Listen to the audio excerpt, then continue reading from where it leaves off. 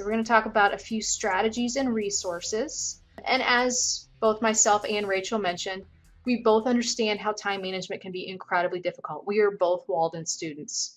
We've been there, we're doing that. We're doing it alongside you. Some of you may actually be some of our classmates. But the good news is there are strategies and resources to effectively manage your time aside from those that Rachel and I mentioned. We have a few here on this next slide to kind of give you some insight into how to improve your time management.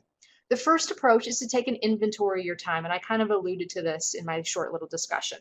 For a week, track the amount of time that you spend on activities. Be sure to include those activities that you might not think about, such as the time on social media. And there's an app now, I know I've got an iPhone, it will tell me how much time I spent on Facebook or Instagram, browsing the internet. Don't forget about if you're one of those morning coffee persons, you sit down in front of the computer, how much time are you actually looking at, hey, what's Amazon got on sale today? Oh, look, squirrel. And you kind of get off task. Maybe you're researching something for a discussion board and you kind of get off on a little tangent and forget that, oh, I'm supposed to be working on homework. Or if you check the news frequently on your phone, keep track of all of those and find out how much time you're actually wasting doing kind of the unnecessary things. And once you identify how you're spending your time, you might find that you're spending a little bit more time than you think on those unimportant tasks. So you can develop a schedule that'll help you use your time more efficiently. You can still connect with friends on Facebook, but maybe you need to schedule that. You need to budget your time more effectively. So if you can see where your time goes, you can make better use of your time to kind of help you plan future assignments. And this might take you a couple weeks before you can kind of give an average. And then by then it'll be week 6 or week 7. And you'll realize, oh, now that the quarter semester is almost done, this is what I need to focus in. But then for future quarters and future semesters, then you can maybe more effectively use your time for those assignments. And if you're not already, use some form of a planner. I also use the little sticky notes on my desktop so I can kind of see at a glance real quick, what do I need? Some of my discussion posts, the headings have to be done a certain way, and they're a little bit abnormal compared to what I'm used to. So I may post those up there as well to make sure that I post accordingly. If you know your assignments are due on a specific day of the week, put that in your planner. Put it on sticky notes on your computer. They're editable. You can underline, bold, italic, make bullet points. You can change colors of the little sticky notes. That way you can look at them and continually refer to them. Put other tasks on your planner as well. Time for reading, your work schedule, your other responsibilities, doctor's appointments, dog training, that kind of thing. And this will allow you to visually see where and how you're going to complete each required task, and you know exactly how much time you should allot. And it's always better to overestimate than underestimate. Some people use to-do lists to organize what needs to be completed. I am an obsessive list maker. I love crossing things off. No matter how menial it is, if I write it on the list, I get to cross it off. One way to be successful and basically set the tone for your day and know that you will accomplish at least one task, the first thing I do when I get out of bed in the morning, I make my bed. Sounds silly, but I've accomplished something, so that sets the tone for my day. If I don't make my bed, then I feel like the rest of my day is falling apart.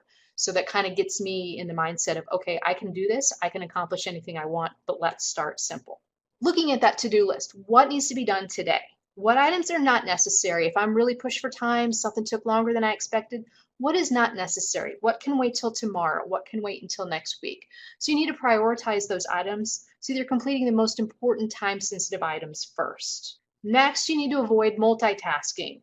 Multitasking is when you're reading, you're checking social media, you're checking your children's homework, you're watching the news. You need to focus on one task at hand. As humans, we are great multitaskers, but guess what?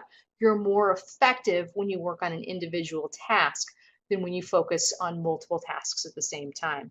So instead of jumping between multiple tasks, such as writing your discussion post responses, cooking dinner, watching the news, go ahead and do one of those items first, mark it off your list, and when you're done, move on to the next thing. And our final tip is to remove distractions. It's easy to get distracted when you're doing other things, such as alerts on your phone, children, pets, coworkers, etc. So when you're sitting down to write or read, turn off your phone. Put it in sleep mode, put it in that little night mode. So if somebody really needs to get a hold of you and they call you or text you more than 3 times, your phone will go off. Otherwise, you won't even see your alerts and you can read in peace, write your discussion post in peace, and you will be amazed at how quickly you get that done when you don't have other distractions. You can also turn off notifications for Facebook and your other social medias, or anything else that you get regular alerts on. That way you're not distracted and you're going, oh, somebody responded to my picture, or oh, look at that cute puppy that so-and-so just posted. All of that will interfere with your time management. And if you're not able to effectively manage your time, you're going to find yourself falling behind very, very quickly. So lastly, I want to share some resources with you. On this slide, you'll find some links to tools and resources to help with time management. There's videos, there's interactive media, there's even a weekly writing assignment planner to kind of help you manage your time effectively and help you with future items as well. Not just the courses that you're in currently, but as you move on in your career and as you're given more responsibility, it will help you manage your time more effectively that way. So we encourage you to explore these different resources and develop strategies that can help you more effectively manage your time.